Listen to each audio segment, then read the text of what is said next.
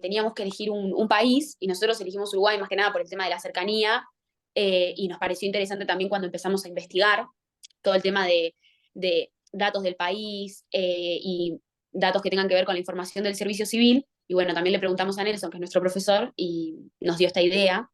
Así que nada, lo interesante sería por ahí que usted tenga la libertad de hablar y de explayarse y de contar desde su experiencia cómo fue su transcurso por el servicio civil. Eh, y nada, eso, libertad para que usted hable. Dale.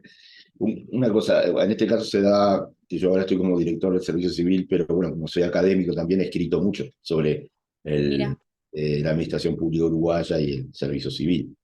Inclusive hace un par de años saqué un handbook sobre América Latina, sobre administración pública, donde Argentina, está el caso argentino, es en inglés, es por Emerald, pero, y después el tema de designaciones políticas adentro de la maquinaria de Estado, también sacamos un libro con América Latina por Pittsburgh University Press, que Nelson lo conoce bien, también, no sé, que también para el vínculo política-administración, y ver hasta dónde está también el tema de la politización de la administración pública. Eh, a ver, Uruguay es un caso de un servicio civil relativamente ordenado, bastante beberiano en la forma, pero con distintos estatutos, o sea, de regímenes administrativos distintos según sea la administración centralizada o descentralizada. Lo primero que tienen que entender es que hay una administración centralizada, que son los ministerios y la presidencia. Esa administración centralizada, Uruguay tiene más o menos 300.000 vínculos jurídicos con el Estado. O sea, no digo funcionarios porque cuando uno dice vínculos jurídicos son funcionarios y no funcionarios. Pero la gran mayoría en Uruguay son funcionarios. No tenemos un gran problema de regularización como tienen ustedes. En realidad en Uruguay no hay tantas entradas irregulares o tantos contratos por afuera del vínculo de funcionario público. Entonces, pero de esos 307.000, 308.000 vínculos, tú tenés que unos 75.000 son de los ministerios y la presidencia. Y esos 75.000, 25.000 civiles y 50.000 militares y policías. O sea que estás hablando de unos 25.000 vínculos en los ministerios sobre 300.000. Y esos 25.000 en su gran mayoría son funcionarios presupuestados que entraron por concurso de oposición y mérito. Eso ya te marca una diferencia bastante grande en la región. Yo te diría que quizás Costa Rica, pero después ni Chile, porque Chile tiene el sistema de contrata, tiene planta, que son los funcionarios que entran por concurso de oposición y mérito, y contrata, que no tienen carrera. Uruguay en ese sentido es el más beberiano, junto quizás a Brasil, la administración federal brasilera, el más beberiano en ese sentido, el que más meritocrático es en el ingreso a eso. Ahora, eso es para el ingreso. Luego, la carrera administrativa para poder ascender, hubo en los últimos años muy pocos ascensos. Y el sistema salarial está tan distorsionado, que una persona por hacer lo mismo puede llegar a ganar hasta 2 veces más si trabaja en un ministerio rico en vez de trabajar en un ministerio pobre. Y eso es lo que yo llamo que el sistema beberiano en la forma es bien beberiano, pero en la práctica está perforado por todos lados. ¿Me van siguiendo? Sí, y con respecto a esto que usted viene diciendo, queremos tenernos algunas preguntas preparadas, que es sobre cuál es su mirada sobre la interdependencia de estos organismos, de estas organizaciones estatales, y cuál es el rol de la administración pública uruguaya a nivel regional, continental, o sea, el rol que lleva en América Latina, con esto de que usted lo comparaba con Argentina, con nosotros, y bueno, su nivel de concurso, de meritocracia. Termino una descripción muy breve. Después tenés la administración pública descentralizada. Lo que caracteriza a Uruguay, a diferencia también de otros países en la región, es que nosotros tenemos la provisión de servicios de educación y de salud. Si bien tenemos un Ministerio de Educación y Cultura y un Ministerio de Salud Pública, la provisión de los servicios, que ahí es donde está el grueso de los funcionarios, el grueso del funcionario público está ahí. Tenemos cerca de 65.000 funcionarios en la educación y unos 30.000 funcionarios en la salud. Ahí es donde está el grueso de los funcionarios. están en un organismo que es toda la administración descentralizada en Uruguay, no es unipersonal, sino son colegiados, son directorios, donde hay participación de la oposición. Eso caracteriza al Uruguay desde el principio del siglo XX. Y eso hace que en Uruguay es todo muy negociado, y la oposición es muy fuerte, lo que hace que la democracia uruguaya sea muy sólida. Y entonces, y eso debilita de alguna manera al Ejecutivo. No es que lo haga débil, pero por lo menos le pone controles que la oposición, a través de los directorios, en las empresas públicas, lo mismo, consiguen mucha información y ante cualquier problema se arma un escándalo en el Parlamento. Y eso hace que tengamos los menores índices de corrupción de la región. No es que tengamos los organismos de contralor más fuertes. Tenemos un sistema político de partidos muy poderoso, donde la oposición, no importa qué partido, pero la oposición es muy potente. No tenemos, por ejemplo, un hiperpresidencialismo como tiene la Argentina, con problemas de intervención sobre el Poder Judicial o el tema de la negociación con los gobernadores provinciales. Entonces, le da mucho poder al Ejecutivo o bypasses de decretos que bypassean al Parlamento. Entonces, la oposición política partidaria no es muy potente y eso genera antídotos de transparencia muy grande. Aún en una crisis política como la que estamos ahora con la entrega de un pasaporte a un narco, que el presidente ayer acaba de pedirle la renuncia a 2 ministros y 2 subsecretarios, aún así la fortaleza institucional es muy fuerte, porque justamente la oposición interviene, pide esas renuncias y el presidente le da esas renuncias. ¿Por qué? Porque el acceso a la información es muy fuerte. Eso es para terminar la caracterización. Entonces, la otra pregunta es cómo puede ser. Uruguay es muy pequeñito, entonces hay países y lugares que tú vas en la región y no saben ni qué es Uruguay, se confunde Uruguay con Paraguay. Pero quienes están en la materia tienen esa visión de que Uruguay tiene una institucionalidad muy fuerte. Ahora, es una institucionalidad muy fuerte en ese sentido, pero tenemos problemas de envejecimiento de nuestra servicio civil, de nuestra administración, fuertes. Hemos avanzado poco hacia el presupuesto basado en productos y resultados. Uruguay se niega, es como un caso que le cuesta modernizarse. El servicio civil, yo ahora hice una reforma muy potente que si se hubiese, tuvimos aprobación parlamentaria, se acaba de aprobar el mes pasado, pero no la pudimos implementar en este periodo de gobierno. Entonces, eso significa que hay dificultades en avanzar y en modernizarse también. O sea, somos muy garantistas del Estado de Derecho, pero muy reactivos a modernizarnos. Cualquier intento de modernización fuerte en ese sentido ya se te cataloga de neoliberal. Entonces, no es fácil avanzar yo trabajé para distintos gobiernos, trabajé para el Frente Amplio y ahora trabajo para el gobierno de la calle. O sea que lo puedo decir con propiedad, sin camisetas partidarias, lo que les estoy diciendo. Entonces, lo que te diría es que Uruguay es bien visto, tiene los mejores indicadores de gobernanza en la región, por lejos. Transparencia, gobierno electrónico, corrupción, fortaleza, creencia en los partidos, en la democracia, el país que la población más cree en la democracia.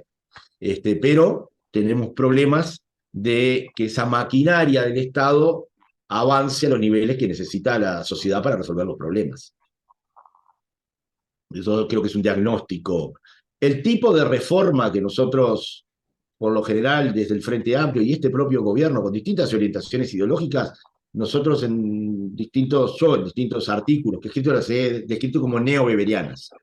Son beberianas en el sentido de que seguimos creyendo en una carrera administrativa, en ciertas controles de la burocracia y determinados límites al mercado. No nos compramos toda la lógica del mercado en lo público, pero también incorporamos modernizaciones propias del mercado en lo público, y del mercado y de lo que podría ser el New Public Management, la nueva gestión pública o la agenda abierta, gobierno digital, governance, como le quieran llamar. Pero de alguna manera nosotros lo hemos catalogado como neobeberiano, que es un concepto distinto al que maneja Nelson de neobeberianismo. Es un concepto más peronista el que Nelson y la barra califican de neobeberianismo como poder popular. Nosotros no, somos acuñamos, tomamos el término neoweberiano de Christopher Pollitt y Gerd Buchert en sus libros, cuando acuñaron sobre todo Christopher Pollitt, cuando acuña el concepto de neoweberianismo. Les recomiendo que lo lean, porque es un concepto importante, inclusive para ver las diferencias de lo que plantea Nelson en su concepto de neoweberianismo. Eso en cuanto. O sea, no sé qué más decirles de Uruguay, está muy bien visto en estos términos de democracia seria, fortaleza institucional y buenos índices de gobernanza y adhesión a la democracia, ¿no? Sí, tal cual. Además, bueno, yo le iba a consultar sobre medio una opinión personal por ahí de lo que usted tiene sobre burocracia, si considera que podría, no sé, hacer críticas constructivas respecto a la misma. Nosotros también, además de eso, tuvimos que, bueno, caracterizar en general al país y también los índices de PBI, de inflación, de IDH, nada, bastante bien comparados, bueno, a nuestro país. Pero Yo bueno, vivo haciendo zapping entre LN+, La Nación Más, CN5, para tener todas las voces, ¿no? Todas. sí, Hay una que diferencia al Uruguay muy grande. Ustedes tienen periodismo militante, por ejemplo. tal cual. De un lado o de otro no hay términos medios. El que milita para un lado o se milita para el otro. Y eso tiene expresión en la quizás radicación ideológica que tienen a nivel de las elecciones ahora, de los partidos en pugna. Mientras que en Sí. Uruguay ese periodismo militante no tiene tanta cabida. Mi mujer es periodista y es muy jugarse hacia alguien y criticar a alguien, como que si bien los medios, los dueños de los medios de comunicación pueden tener sus preferencias y no deja de poder haber alguna presión, ¿no? El periodismo tiene una independencia fuerte para emitir sus opiniones Es como muy evidente. algún aprieto, pero no hay, tú mirás un canal uruguayo o una radio uruguaya, salvo alguna excepción, pero las radios más escuchadas no son periodismos militantes. Entonces ahí tenés como que una menor radicalización de la sociedad civil en su conjunto respecto a la política. Otra cosa que se ve desde afuera a la Argentina y que nosotros, yo como académico, pero en la comparación, los grados de penetración que tiene el patronazgo partidario en Argentina sobre la maquinaria administrativa es muy fuerte. Todo el fenómeno de regularización se da porque hay ingresos que son de designaciones directas, permanentemente. El caso de Chocolate y la legislatura porteña para nosotros es impensable. No, y además, Gente repartiendo. Pero eso lo estudié cuando fui a hacer entrevistas a Argentina, donde hice mi libro sobre patronazgo, que escribimos inclusive con Gerardo Sherlis en Argentina, e intelectuales de primera línea, como Horacio Cao, a quien respeto, te justifican el funcionario público militante, diciendo acá hay una hegemonía burguesa y nosotros tenemos que construir una contrahegemonía. claro, Hasta hay libros, hay teorizaciones, o la entrega de servicios sociales a quienes tienen carnet militante. Eso en Uruguay es un escándalo. es que en Argentina lo que ocurre, en contraste con la situación de Uruguay, es que quizás hasta este periodismo militante del que usted habla hace que se le quite el carácter administrativo y quizás hasta meritocrático de la burocracia argentina. Eso es lo que caracteriza y distingue a la burocracia uruguaya. Es que Ustedes, en Argentina hay una crítica a la meritocracia como es una cuestión neoliberal. Como todos tenemos distintos puntos de partida, porque de repente tú te criás en un contexto crítico, vulnerable, y otro no, competir por un ingreso se considera que es desleal, porque tú estás en distintos puntos de partida. Entonces ya hay una crítica muy fuerte a la meritocracia, pero para eso es que nosotros también tenemos, yo qué sé, cuotas positivas para discapacidad, para afro, trans. Uruguay mantiene cuotas, pero cree en la meritocracia. Para nosotros Mira, yo mañana estoy citado a la comisión del Senado porque hay un proyecto de ley para los gobiernos departamentales, las provincias de ustedes, ¿no? Nuestros gobiernos departamentales tienen ingresos directos hasta la mitad de los funcionarios por ingreso directo. Y eso está mal visto. Yo voy al Parlamento y lo critico como director del Servicio Civil. Y se propuso un partido político, Partido Colorado, propuso una ley para que el Parlamento, por mayorías de 2/3, imponga a las provincias, acá a los gobiernos departamentales, a que haya ingresos meritocráticos. Y mañana voy a ser consultado. Y yo acá soy director del Servicio Civil de un gobierno de coalición donde la mayoría, el partido mayoritario es el Partido Nacional, el de la calle Pou, y es el que tiene más gobernadores, ponele, más intendentes, le llamamos nosotros, ¿no? Más, y que son los que más se benefician de los ingresos directos. Y yo, siendo el director del Servicio Civil de una coalición de gobierno encabezada por Partido Nacional, quien se beneficia de los ingresos directos, voy a decir que estoy en contra de estos ingresos directos y a favor de este proyecto de ley.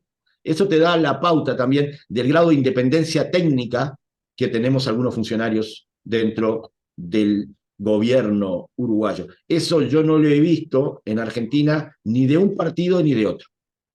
Ni cuando ha estado el PRO, ni cuando ha estado Frente por la Victoria en su momento, cuando yo hice las investigaciones. Entonces, también hay cuestiones culturales, ¿no?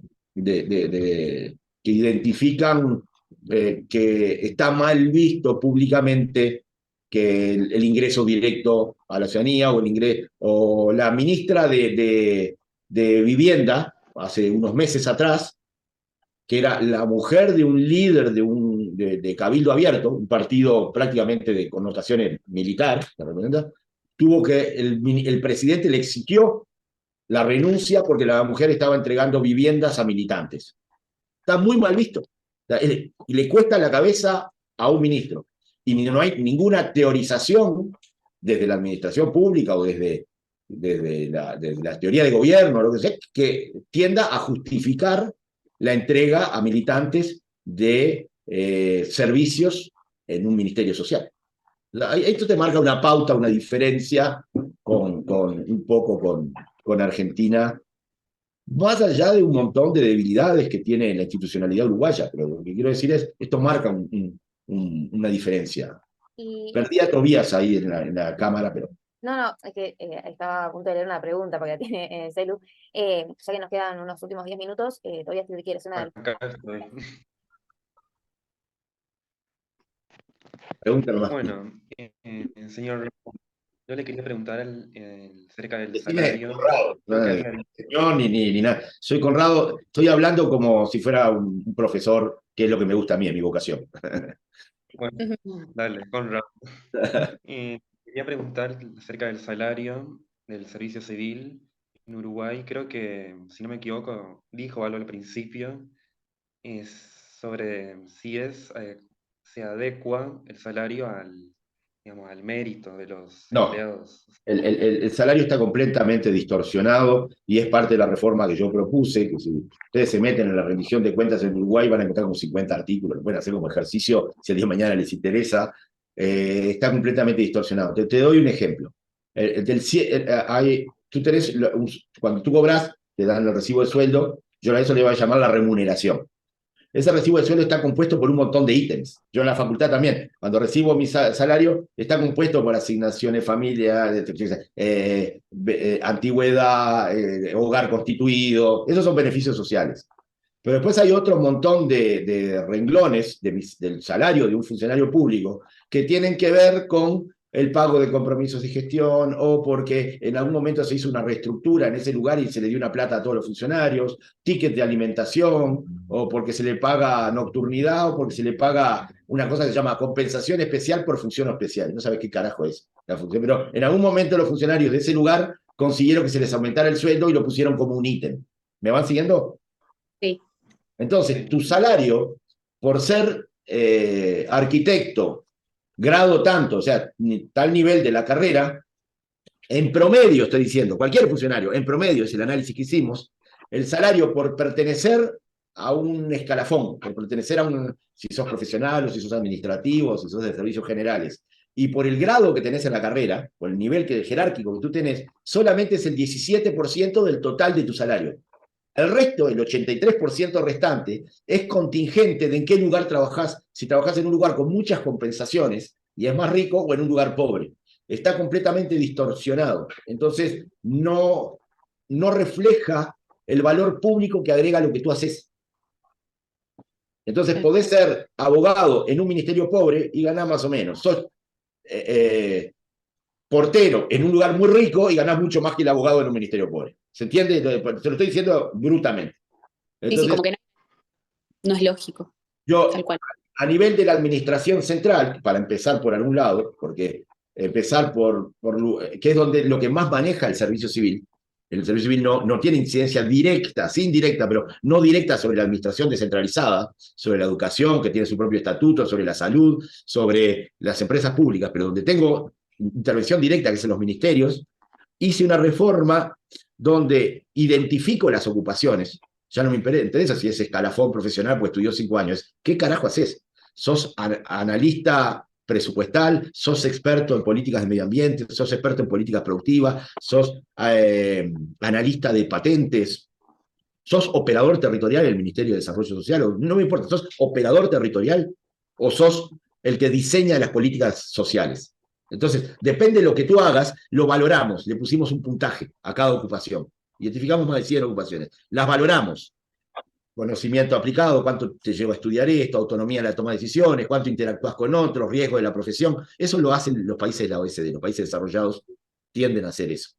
Ya te dejo. Entonces, valoramos y a ese valor le ponemos un punto de pago. De manera que el pago refleje el valor público que tú estás agregando con la tarea que realizas. ¿Me entendieron más o menos la lógica de esto? Sí. Es un huevo, es dificilísimo hacerlo, pero si se implementa en el periodo que viene, quedaríamos a primer nivel de países desarrollados. Sería la administración pública más avanzada de América Latina. Y como pregunta final, ¿usted cree que ese mérito se valora más en el concurso para llegar al servicio civil o en la parte final donde se adquiere el empleo, se llega y después se expresa esa valoración a través del salario? El mérito se hace primero sin tener en cuenta a la persona. Estoy hablando de los roles, del puesto de trabajo. Si tú sos un médico altamente especializado, tu salario, tu punto de pago, y por lo tanto el valor de tu ocupación, que va a tener un puntaje, va a tener un punto de pago más alto que si sos un chofer. Después dependerá en qué lugar jerárquico estás como médico altamente especializado. Si sos junior porque recién entraste o estás en la cima de tu carrera. Lo mismo de los choferes. Si sos junior o sos un chofer con mucha experiencia. Pero el chofer con mucha experiencia siempre va a tener un punto de pago mucho menor que el médico altamente especializado, independientemente de en qué lugar trabaja. Entonces eso genera que yo pueda concursar como analista presupuestal, como médico especial, a cualquier lugar donde haya una vacante, no importa el ministerio, porque debería pagarse lo mismo, porque es el valor de mi ocupación. ¿Se entiende? Y entonces rompemos con esta lógica que de hoy hay gente que trabaja en ministerios ricos y hace una tarea poco calificada, pero gana mucho más que una persona que está en un ministerio pobre y hace una tarea altamente calificada. Y lo otro es que tenemos una pirámide salarial distorsionada con el mercado. Tareas poco calificadas, un asistente de expedientes, gana mucho más que lo que gana en el mercado. Y un experto en ciberseguridad gana mucho menos de lo que gana en el mercado. Entonces nos cuesta atraer expertos en ciberseguridad y los terminamos contratando por afuera de la función pública.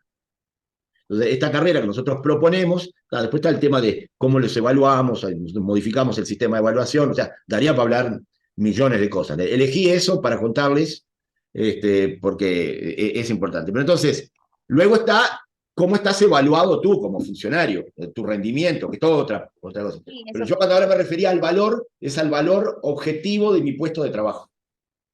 sí. Bueno, vamos a finalizar acá, si no nos queda sin tiempo para... No, yo creo que se puede, no sé si hay tiempo. Respecto al gasto público. Problema, yo tengo unos 10 minutos más si quieren. Yo lo que decía, lo que voy a pausar porque no sé, te queda menos de un minuto para la videollamada. Ok. No, por eso. Pues si no, nada, quería tener este último minuto para despedirnos, agradecerle, en serio. Y bueno, que obviamente estamos abiertos a que haya otro Zoom para hablar sobre el tema. Todas las órdenes y me encanta que hagan este tipo de cosas. Felicitaciones a Nelson. Emilia, capaz que te da cortito antes que se corte. En realidad era más que nada por el gasto público, pero de última lo que podemos hacer es mandártelo por mail y que vos nos des una valoración personal, por lo que habíamos buscado. Uruguay tiene un gasto público parecido al de Argentina, es un welfare grande, casi 30% del PBI.